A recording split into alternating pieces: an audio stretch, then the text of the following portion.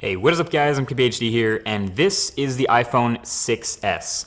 Now I know it might be a little bit hard to tell the difference between the 6 and the 6s at first glance, so this video is everything you need to know that is new and different about the iPhone 6s. First of all, the design. So on the outside, the design remains nearly the same, not identical, but obviously super familiar for iPhone 6 users. For those with Hawkeyes, you'll notice the iPhone 6 has all the FCC markings on the bottom and no S badge. Then the 6S came out after you were no longer required to have the FCC marking, so they got rid of them, and it looks a little bit cleaner, though the S badge, I guess, looks a little bit out of place. Anyway, the main way you'll actually be able to tell if someone has the new iPhone is if they have the new pink color. You mean rose gold, right? It's pink, so. Dude, it's rose gold. It's like a pale, faded version. Seriously, it's rose gold. All right. It's rose gold. Anyway, the real difference on the outside is that Apple's now using a 7000 series aluminum, which makes for a stronger body, which means it won't bend as easily. It's even reinforced internally around the volume buttons where it bent last year. You can't see that, but it's there. Overall though, button placement, headphone jack, mute switch, etc., all the stuff is in the same place. It's still also the rounded shape of last year, and I've said this before, the rounded sides make it a bit slippery in the hands, so you already know what to do.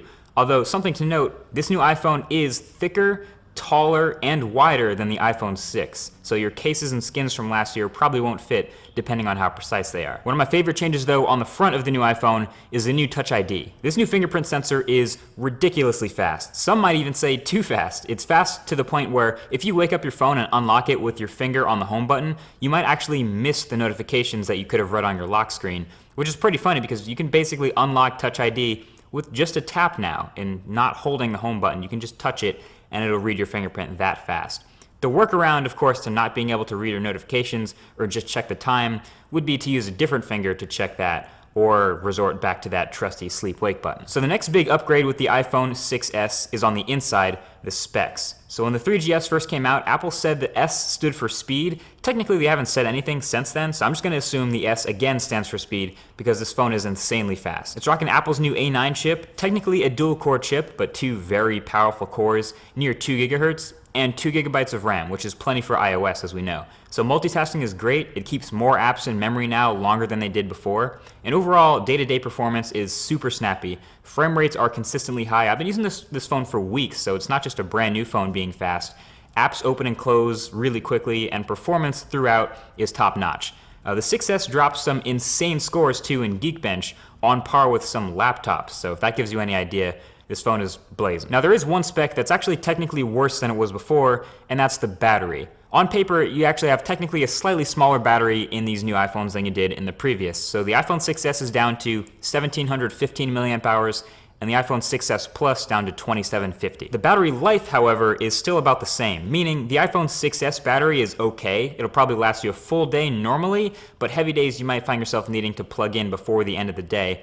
But the iPhone 6s Plus battery is really good. That's one of the benefits of a bigger phone. The 6s Plus has one of the best battery lives in any smartphone. It has awesome standby time, meaning you can forget to charge it at night and not have any worries. And I've failed to kill it in a day, so I'm more than happy at the end of the day ending with 20 to 30% battery life, even after normal or heavy use. Now the next main thing that's changed in the iPhone 6s is the display. Now the panel itself is still the same. It'll still look the same, a 1334 by 750 IPS panel on the iPhone 6s and the 1080p LCD on the 6s Plus. But the display now has some extra hardware to make it pressure sensitive.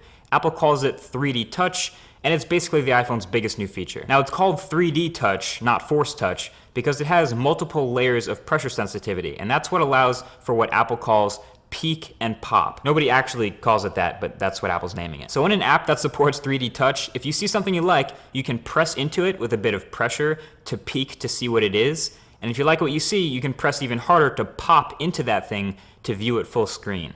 And that's the essence of peek and pop. It's not just a long press, so you can actually peek into something and then decide that's all you want to see, and then you can release it to minimize it back. You can also 3D touch on the home screen, so apps that support it will reveal quick shortcuts to functions inside them when you press with some pressure. And a couple of Apple apps support this to start, a few third-party ones are doing this too, and with a little practice you can kind of get to remembering where certain functions are in the shortcut. So you can actually get it to do what you want to do a little bit quicker. It works pretty well now, but we have to remember this is still pretty early for the new iPhones, and a lot of the apps that we use today aren't supported by 3D touch.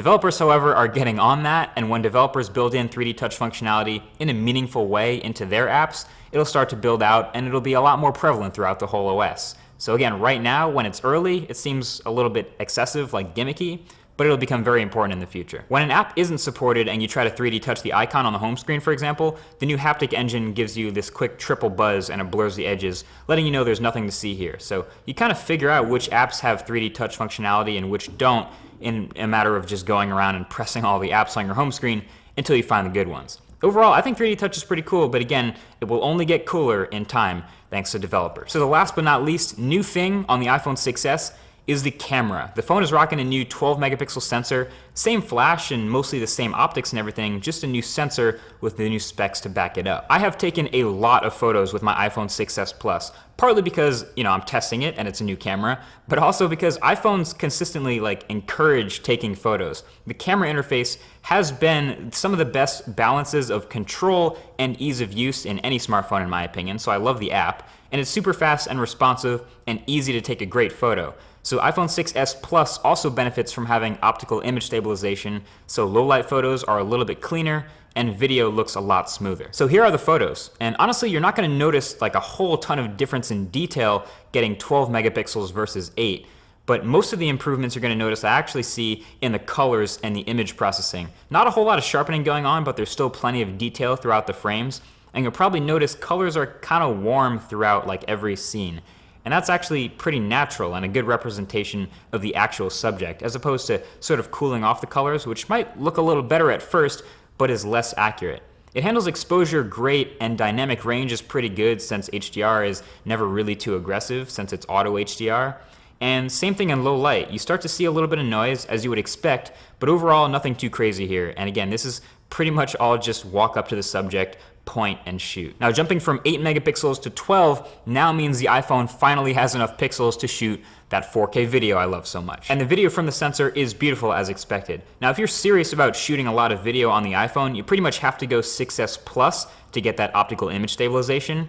But yeah, more of the same characteristics show up here. Detail without being overly sharp, and great exposure and dynamic range while not blowing things out, and accurate colors with warm tones all the way through. There's also a new feature in the camera this year called live photos, and I've tried really hard to give this a chance and see if it's not a gimmick, but it kinda is. Basically, live photos, which are enabled by default, captures 1.5 seconds before and 1.5 seconds after you press the shutter button for every picture. And you can even see the live indicator while you're capturing after you hit the shutter button.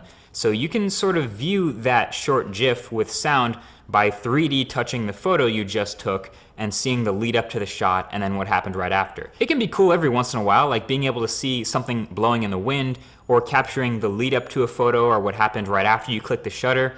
I don't know, my live photos would probably be a little more interesting if I was taking pictures of more dynamic things like people, but instead most of mine are just picking the camera up and then putting the camera back down, usually back into my pocket. So there's an update coming to prevent this from happening by having the iPhone read the accelerometer and gyroscope to know when you stop holding your phone up. But yeah, that's pretty much it for live photos. There's no way to share them, you just share the normal picture, and all you have to do with them is set them as your wallpaper or make them your Apple Watch face. Basically, I've come to the conclusion that live photos are just a really big, beautiful demo for 3D touch. And that's fine, it's enabled by default. They take up the space of 2 photos instead of 1, so not a big deal with storage, and the only way to view them is with a 3D touch, so learn it. 3D touch is going to be important really soon. But that's it. That's everything that's new with the new iPhone 6s. It's running iOS 9, and if you're already using a previous iPhone, you're probably already very familiar with iOS 9, so I don't need to tell you about the slightly new font or the slightly worse multitasking carousel, in my opinion. You're already familiar with the experience. If you're not coming from an iPhone, you might be interested in the 6s for its blazing fast performance and ease of use and awesome camera. My biggest problem with it is 16 gigabytes? Really? With 4K video and live photos and everything like that? Honestly, it's 2015. We're pretty much done with that. 16 gig phones need to die. And it's not just Apple, everyone stop it. Anyway, that's been it. I guess let the hype train begin for the iPhone 7. Thank you for watching this review video.